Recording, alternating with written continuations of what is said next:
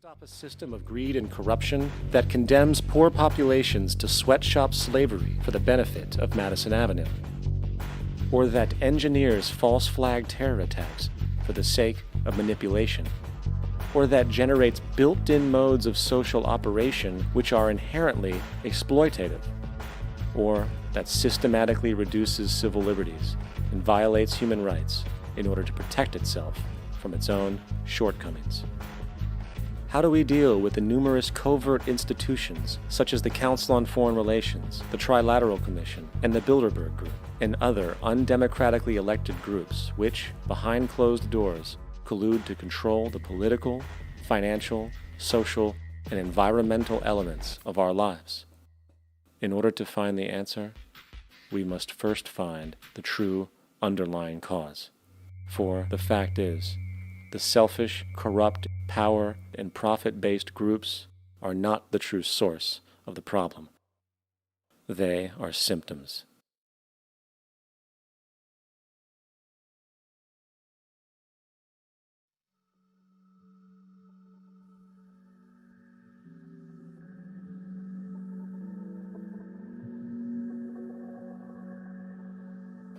My name is Jacque Fresco.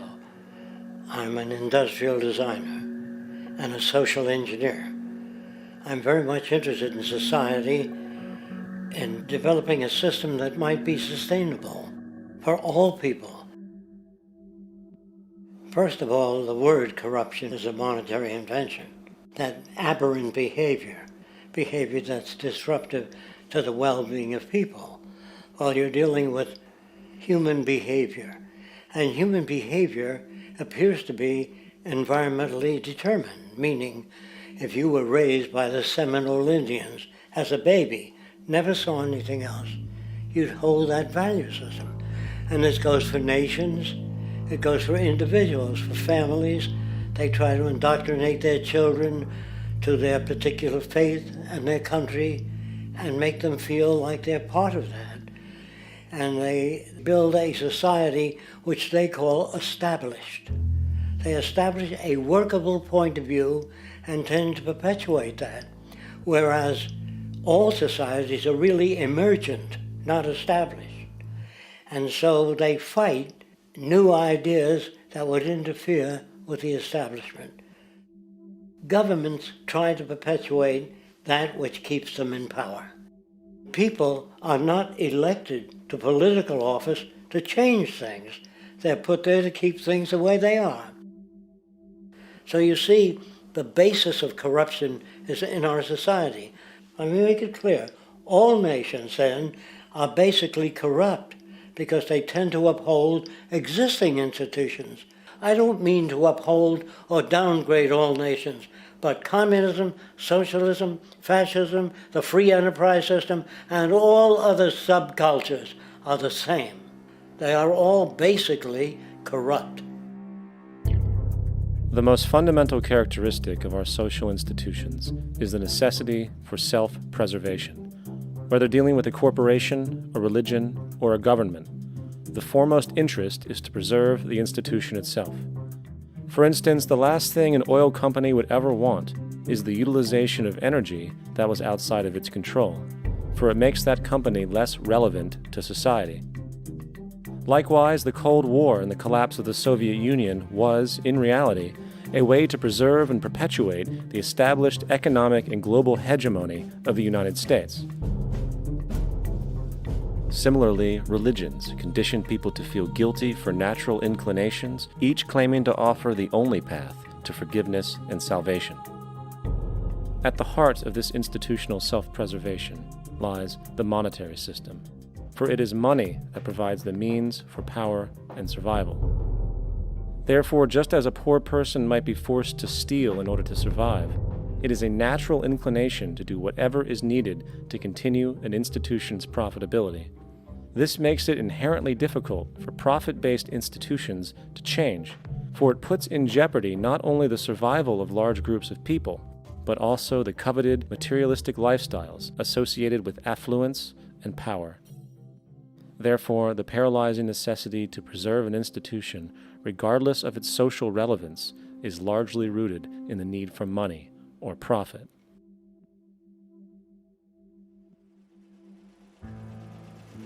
What's in it for me is why people think. And so if a man makes money selling a certain product, naturally he's going to fight the existence of another product that may threaten his institution. Therefore, people cannot be fair, and people do not trust each other. A guy will come over to you and say, I got just the house you're looking for. He's a salesman. When a doctor says, I think your kidney has to come out, I don't know if he's trying to pay off a yacht or that my kidney has to come out. It's hard in a monetary system to trust people. If you came into my store and I said, this lamp that I've got is pretty good, but the lamp next door is much better, I wouldn't be in business very long. It wouldn't work. If I were ethical, it wouldn't work. So when you say industry cares for people, that's not true. They can't afford to be ethical. So your system is not designed to serve the well-being of people. If you still don't understand that, there would be no outsourcing of jobs if they cared about people. Industry does not care. They only hire people because it hasn't been automated yet. So don't talk about decency and ethics. We cannot afford it and remain in business. It is important to point out that regardless of the social system, whether fascist, socialist, capitalist, or communist, the underlying mechanism is still money, labor, and competition. Communist China is no less capitalistic than the United States. The only difference is the degree by which the state intervenes in enterprise. The reality is that monetaryism, so to speak, is the true mechanism that guides the interests of all the countries on the planet. The most aggressive and hence dominant variation of this monetaryism is the free enterprise system. The fundamental perspective, as put forth by early free market economists like Adam Smith, is that self-interest in competition leads to social prosperity, as the act of competition creates incentive, which motivates people to persevere. However, what isn't talked about is how a competition-based economy invariably leads to strategic corruption, power and wealth consolidation, social stratification, technological paralysis, labor abuse, and, ultimately, a covert form of government dictatorship by the rich elite. The word corruption is often defined as moral perversion. If a company dumps toxic waste into the ocean to save money, most people recognize this as corrupt behavior. On a more subtle level, when Walmart moves into a small town and forces small businesses to shut down for they are unable to compete, a gray area emerges.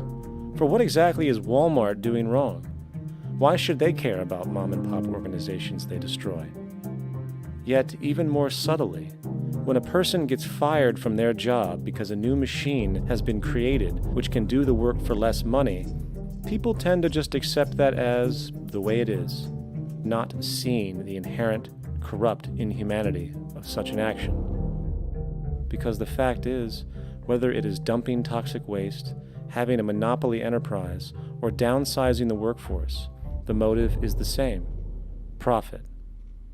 They are all different degrees of the same self-preserving mechanism, which always puts the well-being of people second to monetary gain.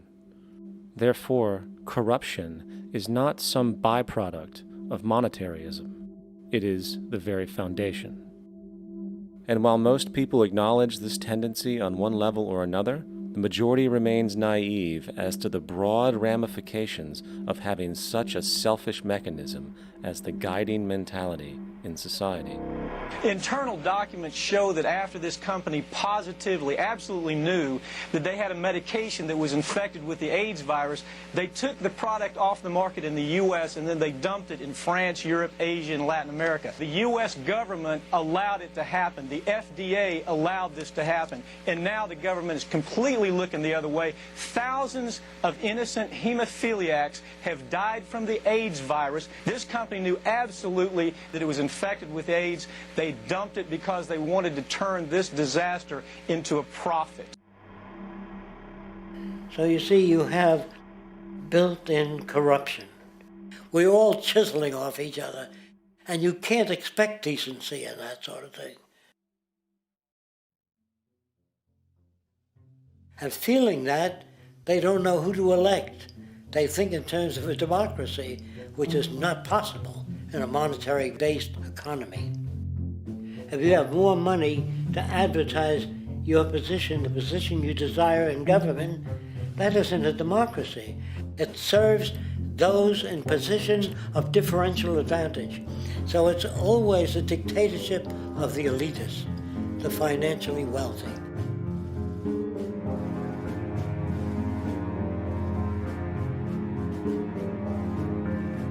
It is an interesting observation to note how seemingly unknown personalities magically appear on the scene as presidential candidates. Then, before you know it, somehow you are left to choose from a small group of extremely wealthy people who suspiciously have the same broad social view. Obviously, it's a joke. The people placed on the ballot are done so because they have been pre-decided to be acceptable by the established financial powers who actually run the show. Yet, many who understand this illusion of democracy often think, if only we could just get our honest, ethical politicians in power, then we would be okay. Well, while this idea, of course, seems reasonable in our established-oriented worldview, it is, unfortunately, another fallacy.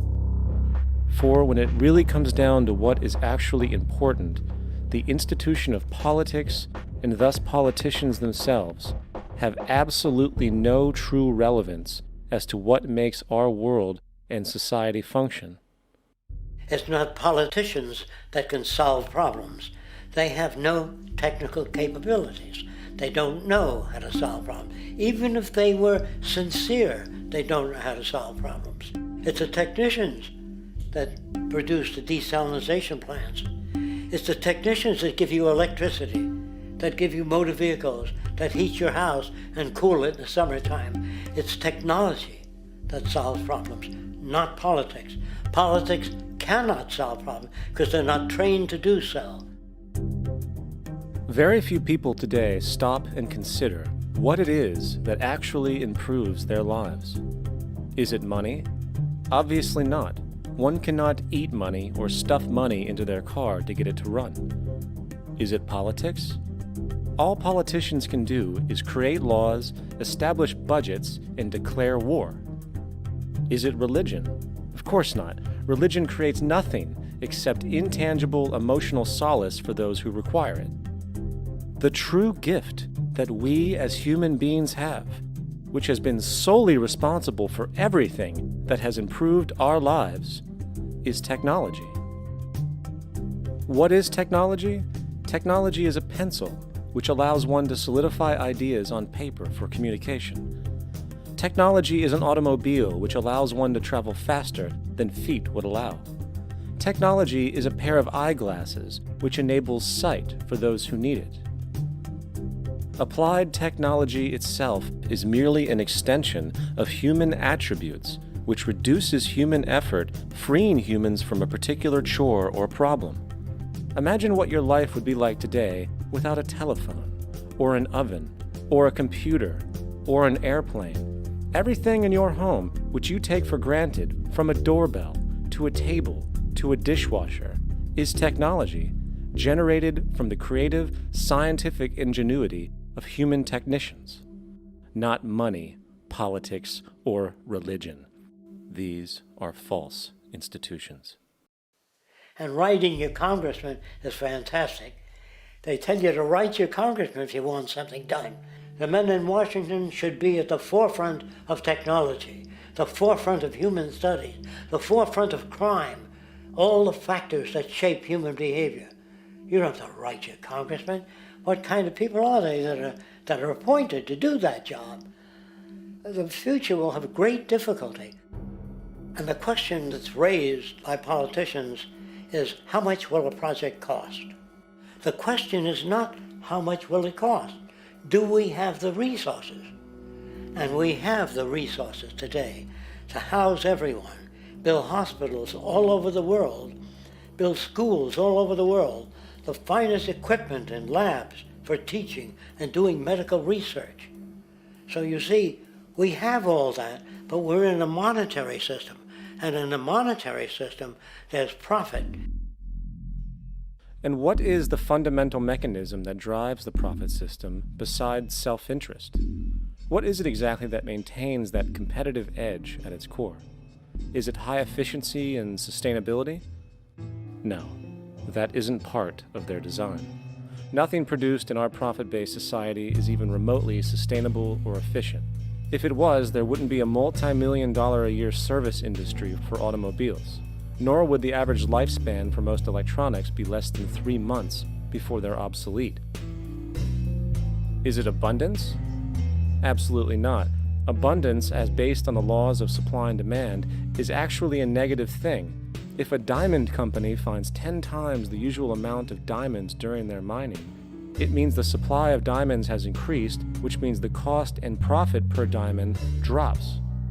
The fact is, efficiency, sustainability, and abundance are enemies of profit.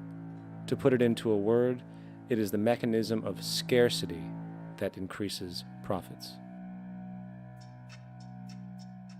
What is scarcity? Based on keeping products valuable. Slowing up production on oil raises the price. Maintaining scarcity of diamonds keeps the price high. They burn diamonds at the Kimberley diamond mines. They're made of carbon. That keeps the price up. So then, what does it mean for society when scarcity, either produced naturally or through manipulation, is a beneficial condition for industry? It means that sustainability and abundance will never ever occur in a profit system, for it simply goes against the very nature of the structure. Therefore, it is impossible to have a world without war or poverty. It is impossible to continually advance technology to its most efficient and productive states. And, most dramatically, it is impossible to expect human beings to behave in truly ethical or decent ways.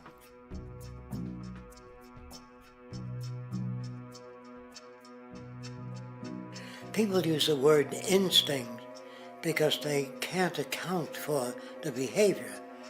They sit back and they evaluate with their lack of knowledge, and they say things like, humans are built a certain way, greed is a natural thing, as though they've worked for years on it, and it's no more natural than wearing clothing. What we want to do is to eliminate the causes of the problems, eliminate the processes that produce greed and bigotry and prejudice and people taking advantage of one another and elitism, eliminating the need for prisons and welfare. We have always had these problems because we have always lived within scarcity and barter and monetary systems that produce scarcity. If you eradicate the conditions that generate what you call socially offensive behavior, it does not exist. The guy said, well, isn't that inborn? No, it's not. There is no human nature, there's human behavior, and that's always been changed throughout history. You're not born with bigotry and greed and corruption and hatred. You pick that up within the society. War, poverty, corruption, hunger, misery, human suffering will not change in a monetary system. That is, there'll be very little significant change.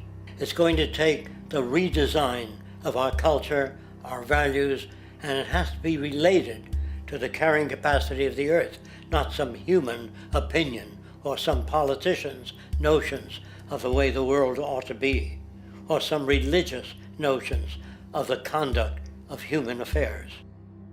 And that's what the Venus Project is about. The society that we're about to talk about is a society that is free of all the old superstitions, incarceration, prisons, police, cruelty, and law. All laws will disappear, and the professions will disappear that are no longer valid, such as stockbrokers, bankers, advertising, gone forever.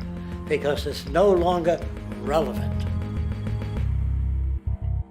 When we understand that it is technology devised by human ingenuity which frees humanity and increases our quality of life, we then realize that the most important focus we can have is on the intelligent management of the Earth's resources. For it is from these natural resources we gain the materials to continue our path of prosperity. Understanding this, we then see that money fundamentally exists as a barrier to these resources, for virtually everything has a financial cost. And why do we need money to obtain these resources? Because of real or assumed scarcity. We don't usually pay for air and tap water because it is in such high abundance, selling it would be pointless. So then, logically speaking, if resources and technologies applicable to creating everything in our societies, such as houses, cities, and transportation, were in high enough abundance, there would be no reason to sell anything. Likewise, if automation and machinery was so technologically advanced as to relieve human beings of labor, there would be no reason to have a job. And with these social aspects taken care of, there would be no reason to have money at all. So the ultimate question remains: do we on Earth have enough resources and technological understanding to create a society of such abundance that everything we have now could be available without a price tag and without the need for submission through employment? Yes, we do. We have the resources and technology to enable this at a minimum, along with the ability to raise the standard of living so high that people in the future will look back at our civilization now and gawk at how primitive and immature our society was. What the Venus Project proposes is an entirely different system that's updated to present-day knowledge. We've never given scientists the problem of how do you design a society which would eliminate boring and monotonous jobs, that would eliminate accidents in transportation, that would enable people to have a high standard of living, that would eliminate poisons in our food, that would give us other sources of energy that are clean and efficient. We can do that out there.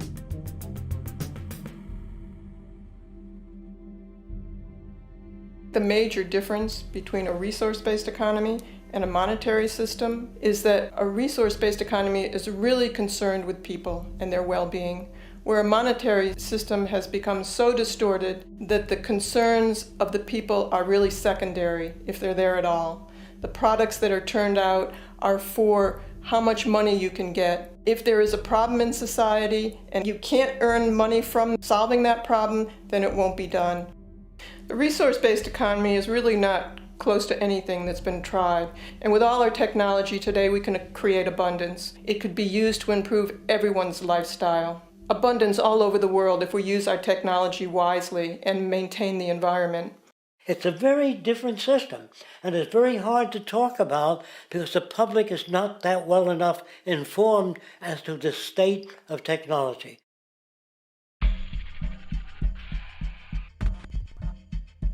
At present, we don't have to burn fossil fuels. We don't have to use anything that would contaminate the environment. There are many sources of energy available. Alternative energy solutions pushed by the establishment, such as hydrogen, biomass, and even nuclear, are highly insufficient, dangerous, and exist only to perpetuate the profit structure that industry has created. When we look beyond the propaganda and self-serving solutions put forth by the energy companies, we find a seemingly endless stream of clean, abundant, and renewable energy for generating power. Solar and wind energy are well known to the public, but the true potential of these mediums remains unexpressed. Solar energy, derived from the sun, has such abundance that 1 hour of light at high noon contains more energy than what the entire world consumes in a year. If we could capture 0.01% of this energy, the world would never have to use oil, gas, or anything else. The question then is not availability, but the technology to harness it. And there are many advanced mediums today which could accomplish just that. if they were not hindered by the need to compete for market share with the established energy power structures. Then there's wind energy. Wind energy has long been denounced as weak, and due to being location-driven, impractical. This is simply not true. The U.S. Department of Energy admitted in 2007 that if wind was fully harvested in just 3 of America's 50 states, it could power the entire nation. And then there are the rather unknown mediums of tidal and wave power. Tidal power is derived from tidal shifts in the ocean. Installing turbines which capture this movement generates energy. In the United Kingdom, 42 sites are currently noted as available, forecasting that 34% of all the UK's energy could come from tidal power alone. Wave power, which extracts energy from the surface motions of the ocean, is estimated to have a global potential of up to 80,000 terawatt-hours a year. This means 50% of the entire planet's energy usage could be produced from this medium alone. Now, it is important to point out that tidal, wave, solar, and wind power requires virtually no preliminary energy to harness, unlike coal, oil, gas, biomass, hydrogen, and all the others. In combination, these 4 mediums alone, if efficiently harnessed through technology, could power the world forever. That being said, there happens to be another form of clean, renewable energy which trumps them all: geothermal power. Geothermal energy utilizes what is called heat mining, which, through a simple process using water, is able to generate massive amounts of clean energy. In 2006, an MIT report on geothermal energy found that 13,000 zettajoules of power are currently available in the Earth, with the possibility of 2,000 zettajoules being easily tappable with improved technology. The total energy consumption of all the countries on the planet is about half of a zettajoule a year. This means about 4,000 years of planetary power could be harnessed in this medium alone. And when we understand that the Earth's heat generation is constantly renewed, this energy is really limitless and could be used forever. These energy sources are only a few of the clean, renewable mediums available, and as time goes on, we will find more. The grand realization is that we have total energy abundance without the need for pollution, traditional conservation, or, in fact, a price tag. And what about transportation? The prevailing means of transportation in our societies is by automobile and aircraft, both of which predominantly need fossil fuels to run. In the case of the automobile, the battery technology needed to power an electric car that can go over 100 miles an hour for over 200 miles on one charge exists, and has existed for many years. However, due to battery patents controlled by the oil industry, which limits their availability to maintain market share, coupled with political pressure from the energy industry, the accessibility and affordability of this technology is limited. There is absolutely no reason other than pure, corrupt profit interest that every single vehicle in the world cannot be electric and utterly clean, with zero need for gasoline. As far as airplanes, it is time we realize that this means of travel is inefficient, cumbersome, slow, and causes far too much pollution. This is a maglev train. It uses magnets for propulsion. It is fully suspended by a magnetic field and requires less than 2% of the energy used for plane travel. The train has no wheels, so nothing can wear out. The current maximum speed of versions of this technology, as used in Japan, is 361 miles per hour. However, this version of the technology is very dated. An organization called ET3, which has connections with the Venus Project, has established a tube-based maglev that can travel up to 4,000 miles per hour in a motionless, frictionless tube, which can go over land or underwater. Imagine going from LA to New York for an extended lunch break, or from Washington, D.C. to Beijing, China in 2 hours. This is the future of continental and intercontinental travel: fast, clean, with only a fraction of the energy usage we use today for the same means. In fact, between maglev technology, advanced battery storage, and geothermal energy, there would be no reason to ever burn fossil fuels again. And we can do this now if we were not held back by the paralyzing profit structure. Now, America is inclined toward fascism. It has a propensity by its dominant philosophy and religion to uphold the fascist point of view. American industry is essentially a fascist institution. If you don't understand that, the minute you punch that time clock, you walk into a dictatorship. We're given notions about the respectability of work, and I really look at it as being paid slavery. They're brought up to believe that you shall earn your living by the sweat of your brow. That holds people back, freeing people from drudgery, repetitive jobs which make them ignorant. You rob them. In our society, that is a resource-based economy, machines free people. You see, we can't imagine that because we've never known that kind of world. If we look back at history, we see a very clear pattern of machine automation slowly replacing human labor. From the disappearance of the elevator man to the near full automation of an automobile production plant, the fact is, as technology grows, the need for humans in the workforce will continually be diminished. This creates a serious clash, which proves the falseness of the monetary-based labor system. For human employment is in direct competition with technological development. Therefore, given the fundamental priority of profit by industry, people through time will be continually laid off and replaced by machine. When industry takes on a machine, instead of shortening the workday, they downsize. You lose your job, so you have a right to fear machines.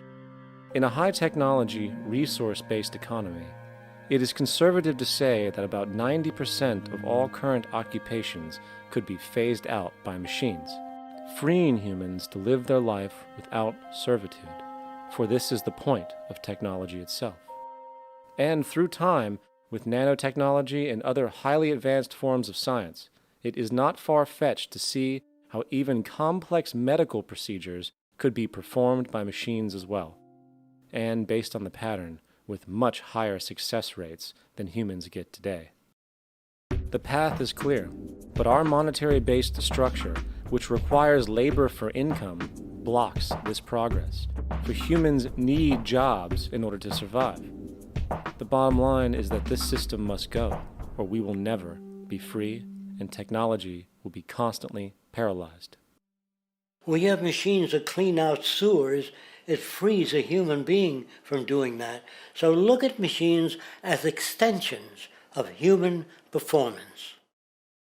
Furthermore, many occupations today will have simply no basis to exist in a resource-based economy, such as anything associated with the management of money, advertising, along with the legal system itself. For without money, a great majority of the crimes that are committed today would never occur.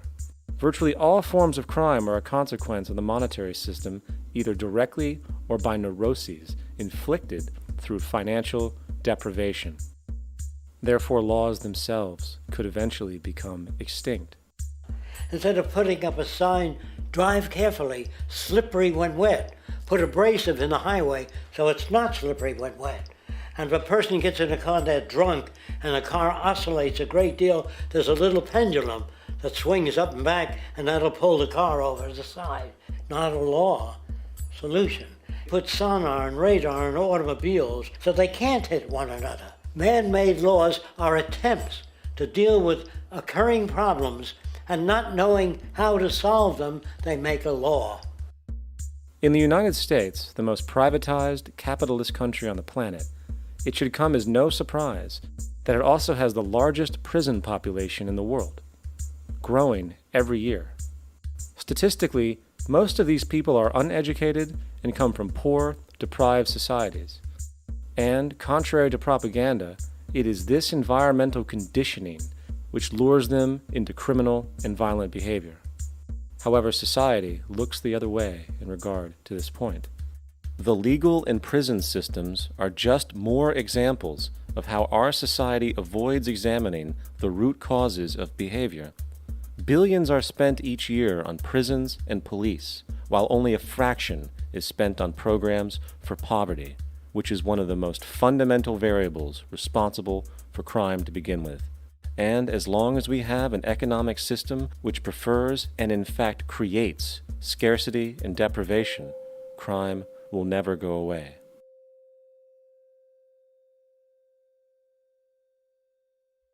If people have access to the necessities of life without servitude, debt, barter, trade, they behave very differently. You want all these things available without a price tag. Now then, you gotta have a price tag. Well, what'll motivate people? Man gets everything he wants, he just lay around in the sun. This is the myth they perpetuate. People in our culture are trained to believe that the monetary system produces incentive. If they have access to things, why should they want to do anything? They will lose their incentive. That's what you're taught to support the monetary system. When you take money out of the scenario, there would be different incentives, very different incentives. When people have access to the necessities of life, their incentives change. What about the moon and the stars? New incentives arise. If you make a painting that you will enjoy giving it to other people, not selling it.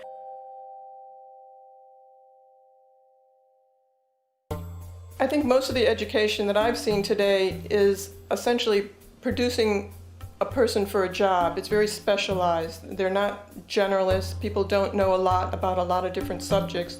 I don't think you could get people to go to war if they knew a lot about a lot of things. I think education is mostly rote, and they're not taught how to solve problems. They're not given the tools, emotionally or within their own field, of how to do critical thinking. A resource-based economy, the education would be very different. Our society's major concern is mental development and to motivate each person to their highest potential. Because our philosophy is the smarter people are, the richer the world, because everybody becomes a contributor. The smarter your kids are, the better my life will be, because they'll be contributing more constructively to the environment and to my life, because everything that we devise within a resource-based economy would be applied to society. There would be nothing to hold it back. Patriotism, weapons, armies, navies, all that is a sign that we're not civilized yet. Kids will ask their parents, didn't you see the necessity of the machines? Dad, couldn't you see that war was inevitable when you produce scarcity? Isn't it obvious? Of course the kid will understand that you were pinheads, raised merely to serve the established institutions. We're such an abominable, sick society that we won't make the history book. They just say that large nations took land from smaller nations, used force and violence. You'll get history talked about as corrupt behavior all the way along until the beginning of the civilized world. That's when all the nations worked together. World unification, working toward common good for all human beings, and without anyone being subservient to anyone else. Without social stratification, whether it be technical elitism or any other kind of elitism, eradicated from the face of the earth. The state does nothing because there is no state.